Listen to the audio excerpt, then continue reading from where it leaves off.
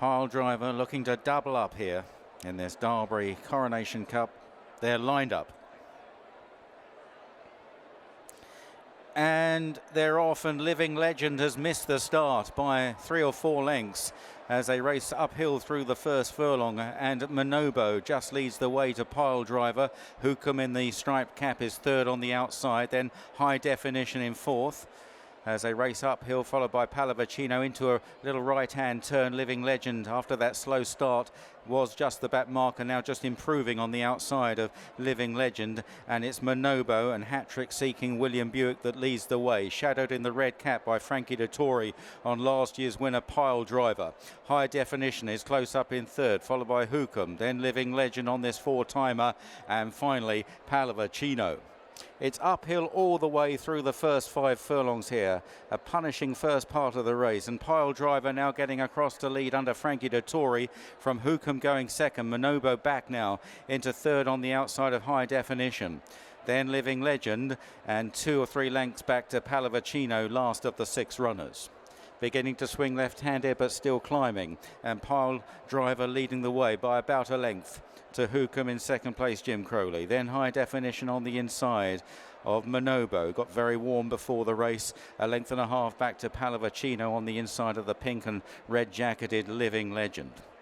Swinging downhill now, about to make the descent on the long run, the tumble down towards Tattenham Corner in this Dahlbury Coronation Cup. And it's Pallavicino by a neck to Hukum in second. Monobo on the outside of High Definition. Then Living Legend and Pallavicino, and all travelling comfortably at this stage as they continue the run down the hill, and about to run left-handed round the most famous bend in world horse racing. And Pyledriver from Hukum almost matching strides now, chased by High Definition on the inside of Monobo, Living Legend and Pallavicino looking outpaced. The riders coming down towards the centre of the track, and it's Pyledriver and Hukum. High Definition on the right, on the left under a strong drive is Monobo, Pallavicino and Living Legend. Pyledriver still just with his nose in front, but here Hukum picking up well now. Hukum from Pyledriver. High Definition trying to join in on the far side as they race down towards the final furlong, and it's Hukum who's kicking away here under Jim Crowley. Hukum by 3-4 lengths to Pyledriver and High Definition,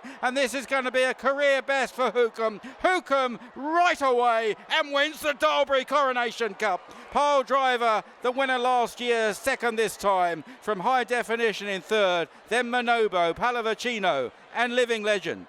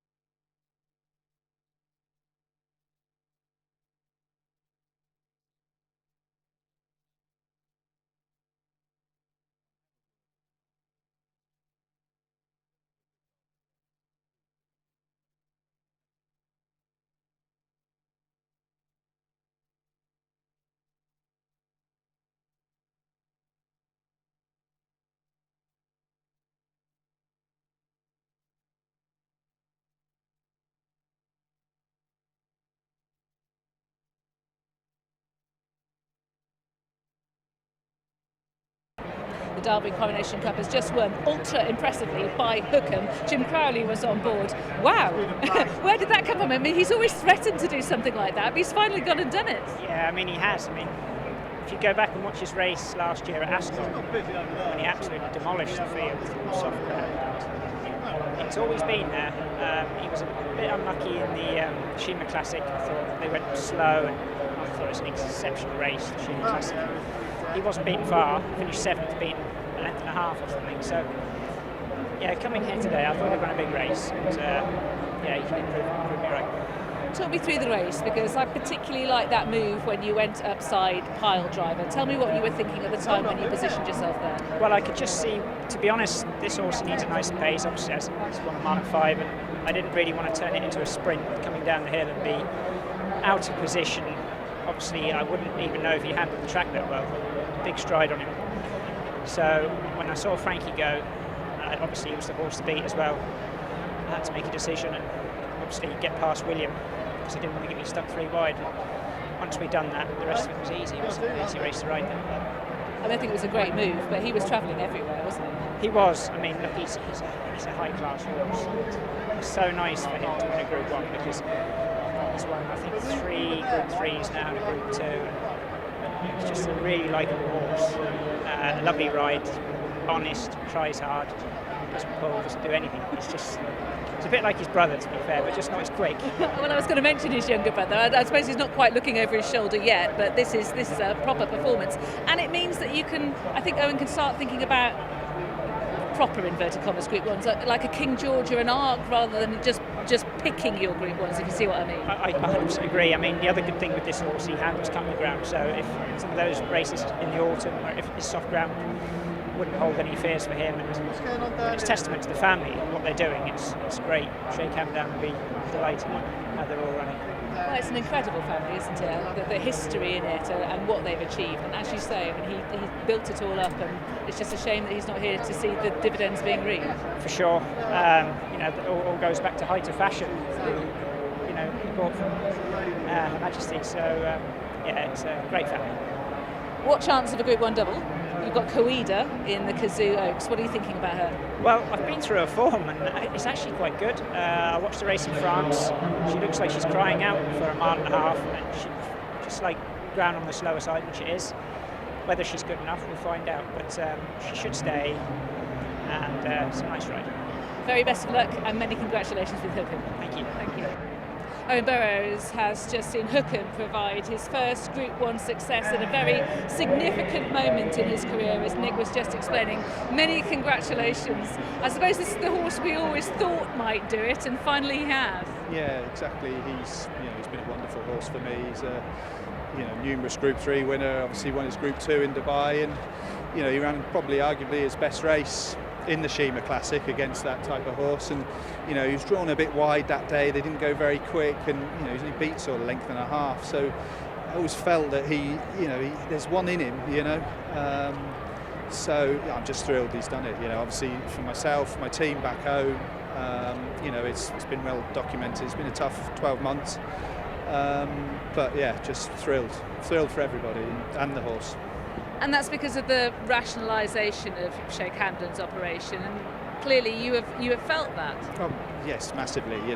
We've sort of reduced numbers, but it's still a big thrill for me that I'm still training for Shadwell and Sheikh Hamdan's family, and like this hopefully will document that we can get the job done, and hopefully could entice a few more owners and get the more horses in. Timing is very good in that respect, isn't it? Exactly. Yeah. It obviously it means a lot, but timing-wise is brilliant. You said you always thought he might have one in him. The way in which he's just done that suggests that he might have more than one, possibly, don't you think? Possibly. He was pretty impressive there, wasn't he? So, yeah. Look, we'll have to get our heads together and see where we go next. I think it's sort of important that he's got a little bit of juice in the ground, but yeah, he's pretty versatile. You were talking before this race about kind of picking the Group 1s, weren't you? And you might have to be a bit more front foot than that with him now. Possibly, yeah. He's in the Grand Prix de Saint-Cloud, or he will be, beginning of July. He's in a German Group 1 in August. He's also in the Irish St Leger.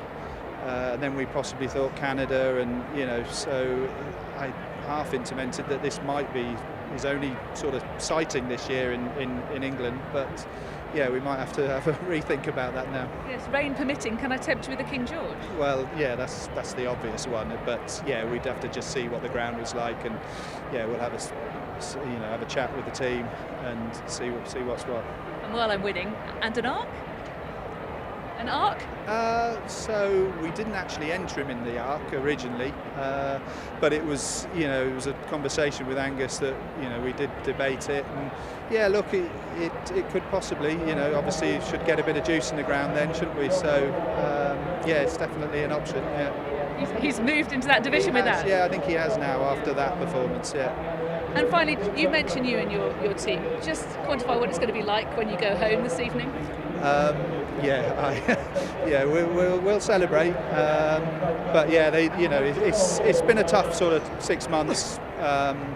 We've had to reduce the team, but the guys I've got left now are brilliant. They've got their heads down and really worked hard. John, my head lad, rides Hukum all the time, and he's actually here leading up today. My assistant Rob McDowell is back at home holding the show on the road. So yeah, they've all played a massive part. Great team. Absolutely. Owen, you and your team can be very proud about what they've just achieved. Well done. Thanks, Lydia. Thank you.